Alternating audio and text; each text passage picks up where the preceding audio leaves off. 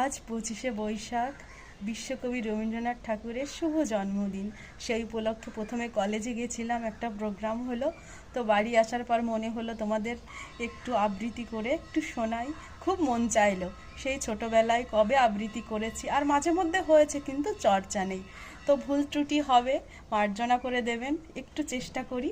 তো রবীন্দ্রনাথ ঠাকুরের লেখা তবু মনে রেখো, আমি একটু 2-4 লাইন আপনাদের শোনাতে চাই।